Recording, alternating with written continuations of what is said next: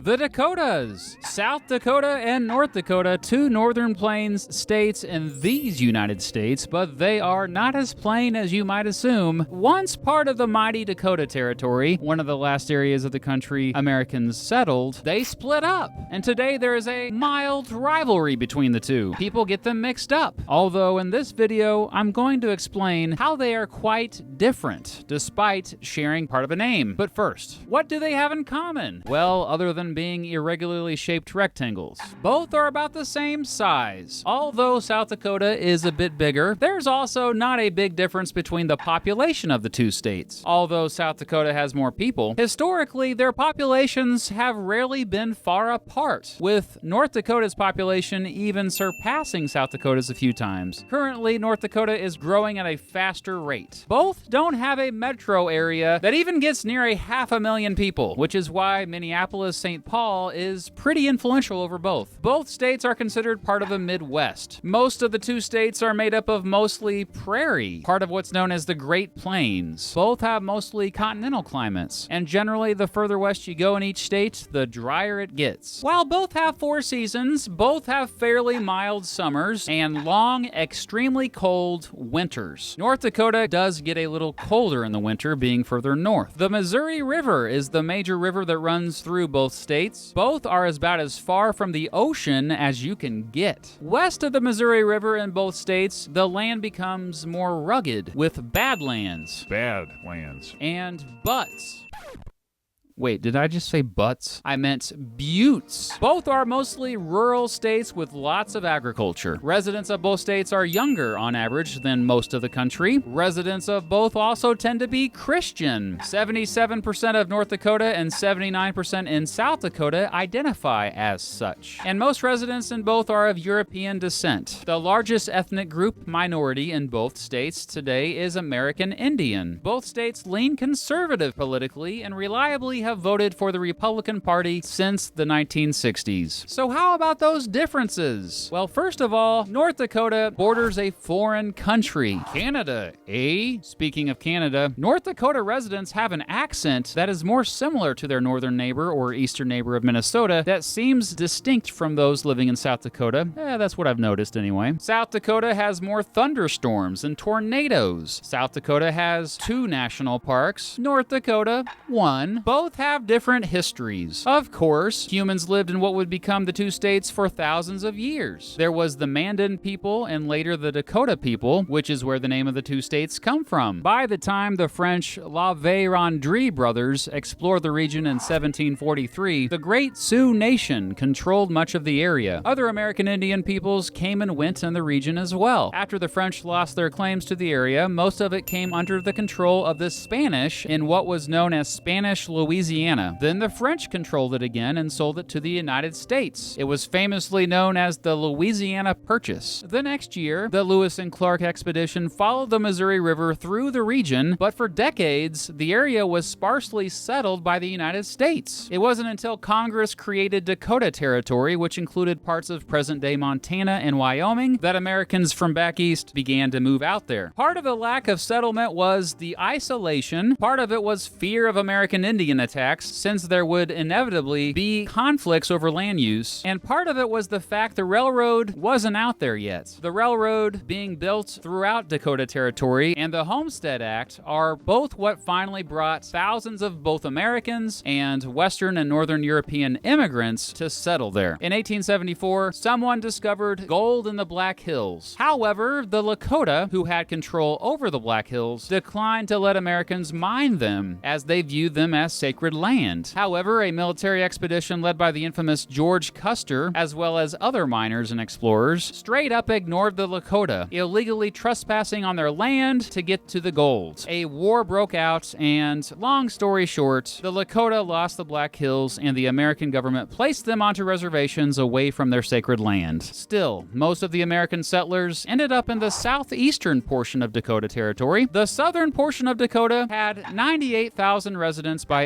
1880, whereas the northern portion just had 37,000. The southern settlers view the northern settlers with hostility from the earliest days, but especially after the northern settlers got Bismarck to be the territorial capital, far away from where most of them lived. In 1889, residents decided they wanted to be admitted to the United States as two separate states. They even fought over the Dakota name, since it had become sort of a brand. With both sides being stubborn, they decided to go with the North and South before Dakota. On November 2nd, President Benjamin Harrison signed the documents admitting both, but it was unclear who was admitted first since he shuffled the papers. Today, the reason why North Dakota is considered the 39th state and South Dakota the 40th is simply because North comes before South alphabetically. Since the early 1900s, agriculture has declined in both states, but the economies of both have diversified to make up for that. Today, North Dakota makes a lot more money than South Dakota. Its GDP per capita is currently 6th in the country. South Dakota's is 23rd. Much of that money North Dakota makes is from oil. In fact, in recent decades, there has been an oil boom due to the rise of fracking in the western part of the state. Due to this, North Dakota has one of the lowest unemployment rates in the country, although South Dakota also currently has a low unemployment rate. According to Forbes magazine, South Dakota is a better state for business. Related to this, South Dakota residents pay less taxes than North Dakota residents. Overall, the main industries in South Dakota are healthcare, retail, and manufacturing. In North Dakota, healthcare and retail as well, but also education. Believe it or not, North Dakota has the highest structure in the Western Hemisphere and 4th highest in the world, the KVLY TV mast, which, yes, is a giant TV tower. The poverty rate is lower in North Dakota. However, crime is a little lower in South Dakota. More North Dakota residents have college degrees, and the cost of living is generally higher in North Dakota. South Dakota is better known for its tourist attractions. It has Mount Rushmore, for crying out loud, which are in the Black Hills, which has a ton of other attractions like Custer State Park and Crazy Horse Memorial. Wait, Black Hills? More like mountains. Yep, the Black Hills are actually an isolated range of small mountains, almost like the Rocky Mountains coughed them up and they landed in western South Dakota. North Dakota ain't got no mountains. Oh, and I just gotta mention that South Dakota has Wall Drug, one of the happiest places on earth, as well as the world's only corn palace. But North Dakota does have a giant turtle made out of wheel rims. One interesting difference between the two states is regarding the fans of NFL teams. The most popular NFL team in nearly all of North Dakota is the Minnesota Vikings. They tend to like the Vikings in eastern South Dakota, but most in western South Dakota are Denver Broncos fans. Remember how at the beginning of the video I said there was a mild rivalry? Well, I'd say a big part of that comes from the football rivalry between the University of North Dakota Fighting Hawks and the University of South Dakota Coyotes. The two teams have played each other almost every year since 1903. North Dakota has 61 wins in the all-time series, South Dakota just 30. Really, there is just as much, if not more, of a rivalry within South Dakota between what's known as the East River region and the West River region, both regions named after the Missouri River that splits the two. The East River and West River talk trash all the time and actually are pretty different in several ways. East River has smaller farms with an emphasis in farming corn and wheat and raising pigs and chickens, whereas West River is all about dryland farming, ranching, and tourism. Many of the earliest Americans to settle East River were homesteaders, while many of the earliest Americans to settle West River were miners. West River is where Badlands National Park and the Black Hills are. There's also a much larger American Indian presence there. There's better soil in the east and more rainfall, and... What the heck are you doing, Mr. Beats?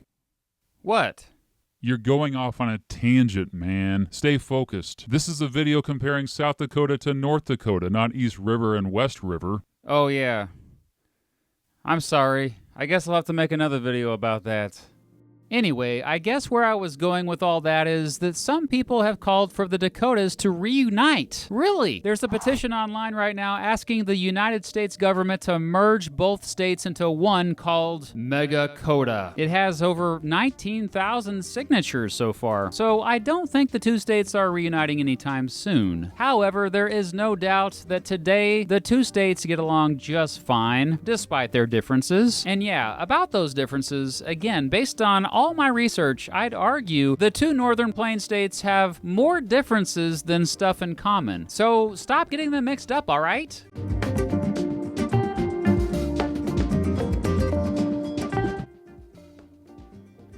Oh hey, I'm Mr. Beat. Thanks for watching this video. I have a whole series about comparing places like this one, so check out the whole playlist. I put it below. Also have a shirt that you can buy, and the link is below as well. Which two places should I compare next? What did I get right? What did I get wrong? All that stuff. I got a lot of requests for North Dakota and South Dakota, man, so I'm glad I finally got to it. And I'll be doing a few more comparison videos this summer, so stay tuned. Thanks for watching.